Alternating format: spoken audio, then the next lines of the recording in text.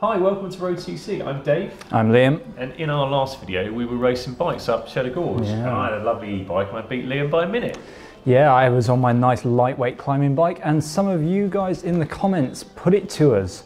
Said, can a bike beat an e-bike over a full-length ride, starting and finishing in the same place, assuming the e-bike has the 25 km/h assistance limit in place? That would be an interesting challenge. It would be. Try that one next, road.cc. So we did. We did.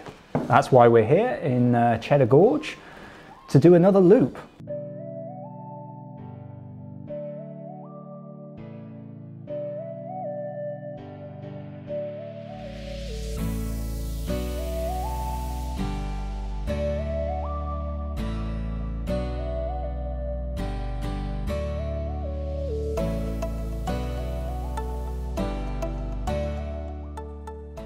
So, I've got my Pinarello Nitro again. That's a £6 electric road bike with a Fazua motor. I'm going to go up Cheddar and I'm going to do a big loop around. It goes down the other side, down Burrington Combe, which is another nice windy descent. Flat bit then, and then another climb, and then back down into Cheddar, and then back up to where we started. It's about 25 kilometres, and it'll probably take me about an hour. What I'm going to do is I'm going to not go too hard. I'm going to take it reasonably steady on the e-bike. I'm going to set an average speed for that, see how long it takes me. Then I'm going to get on board my nice brand new box fresh Boardman SLR 9.6 that I got in for testing.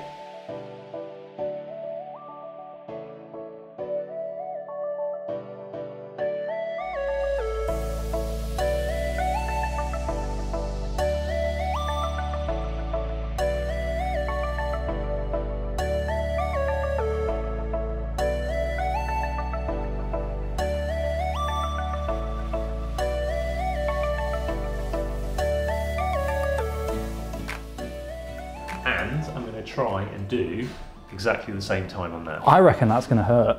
I reckon it's matching that is going to take a lot of effort. We shall see. I think I can probably make up some of the time that I'll lose on the climbs, on the flat bits and on the descents. Yeah. But we shall see. So, onwards to the climb. Let's go.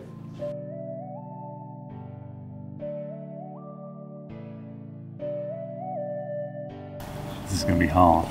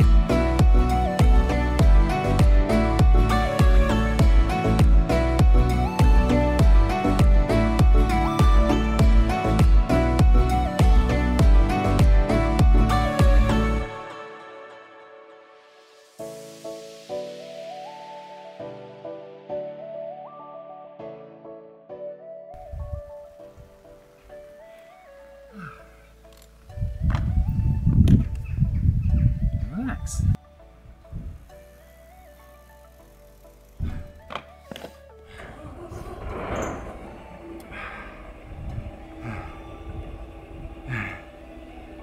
Made it.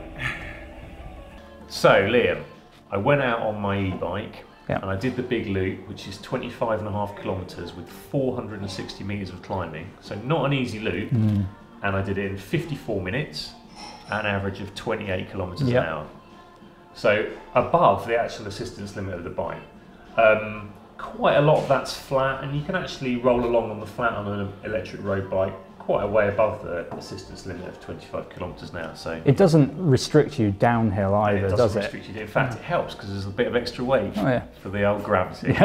So so that was my first run, and then I was taking it reasonably easy, I'd say. Reasonably easy. I mean, I'd like going up the climbs and doing a bit of work, but over the top, I was, you know. I think when you're on an e-bike, what you tend to do is you tend to, when the road starts to go up, you tend to just like throttle back a little bit, waiting for it to kick in again. Yeah. It's just a natural thing. Yeah. So then I went out and did it on the Boardman. You came back from that and, well, I was sat having a cup of tea and you looked really tired. Yeah. To do that loop on that bike under your own steam at 28k an hour for me was about the limit of my powers, I would say. Yeah. That's about as fast as I could have done it. So I went up Cheddar really hard, but even then I was about 2 minutes behind the e-bike. You're always losing time. So you're always losing time on that bike. And I knew I could make some of that up. So I went hard across the flat bit, and then there's a really long descent down into Burrington. Went really hard down that, and then there's another flat section. And I'd actually got in front at that point. So at that point I was about a minute up. Then it kicks back up into Shippen, doesn't it? I know this, yeah. And then I lost all that time straight away. Yeah. Because I was quite tired by then. So I had to go for it again. And the first time around, when I was riding the Pinarello, coming into Cheddar, I was actually thinking, I was looking at my average speed and going, I'm not sure I'm not sure I can do that. So I was taking it pretty easy. But the second time, I had to really kind of go for it right through the town, right up to the finish line to make it back in time. So it was a lot harder to do that loop at that speed on a standard bike. We were seeing, after we analysed your numbers, we were seeing about a 50-watt difference, which for any rider at an amateur level is huge. That's an easy ride compared to quite a struggle. That's it. It's an easy ride or a hard ride. That's how it felt. And obviously the motor kicks in a lot more than 50 watts, but you're not using it the whole time. Yeah. So it's giving you the assistance when you need it, and then for the downhills, for the flat bits, it's pretty much the same. But this isn't to say that on the e-bike you couldn't have gone as hard as the road bike. You could still have a really hard ride. Yeah, but you go very if I'd fast. wanted to. Yeah. If I'd wanted to, I could have set a time that I would not have been able to. Not have been able to do on the standard bike. Now, that's not all I've been doing on the Pinarello Nitro, because I also went out with my normal Sunday morning group, which is Tim's Recycle Group, and we did an 85-kilometre loop around a lot of the same roads, actually, taking in some of the climbs and cafe stops and flat bits and everything. And that was a very different experience to today when I was riding on my own. Okay. So what you tend to find when you're riding on your own on an e-bike is that you'll throttle off when you need to, and then you'll push on when you need to, and you're not beholden to anyone else. Your pace is whatever it is. So the time you make up on the climbs, you would tend to ease off on the flats. Whereas when you're riding with other people, you have to ride at whatever pace they're riding at. Yep.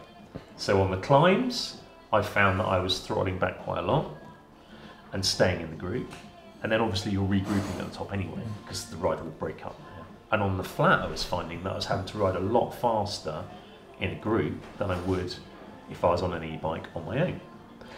So there's a particular bit on that ride that's kind of a flat smash across the valley, and then it's like a 1% gradient for about 10 kilometres, where if you were on your own on an e-bike, you'd probably throttle back to 24, you'd let the motor take a bit of the strain, whereas if you're in a group, it's like, it's the smashy bit that everyone wants to go fast on. Have to keep up. Yeah, it's 30, 32, 35 kilometres an hour, and that's the point when you feel and with the climbing, the weight of the e-bike comes in. With the gradual climb as well, and that's when you feel like you're on a 14-kilo road bike, when you're trying to keep up with those boys going up that climb. That's hard work. And actually, over the course of the ride, my average power wasn't that different to what it would normally be on a ride of that length. Other quick point to note is I got round an 85k ride with 2 bars of battery left, so it's good for 100k that bike. Even, and that was with the motor on all the time, so I wasn't turning it on and off. I had it on kind of low level, and it would come in and kick in. So yeah, I thought it did really well. So there's a few factors in play there. If you're going to go out on your own on an electric road bike, then either it will be easier, or you can go faster than you would on a normal bike. If you're out with other people, then some of the benefit of having the electric bike is lost because you're riding at the pace of Yep. everybody else. And sometimes that'll be too fast. And sometimes it will be too slow. But did you still have a good time? I still had a great time. Ah, so you can't cheat at having fun, Absolutely can you? not. No. So, that's our unscientific findings. If you've got any questions about what we've done, ask them in the comments below. And don't forget to like and subscribe for more like this on road.cc. Thanks for watching. Cheers.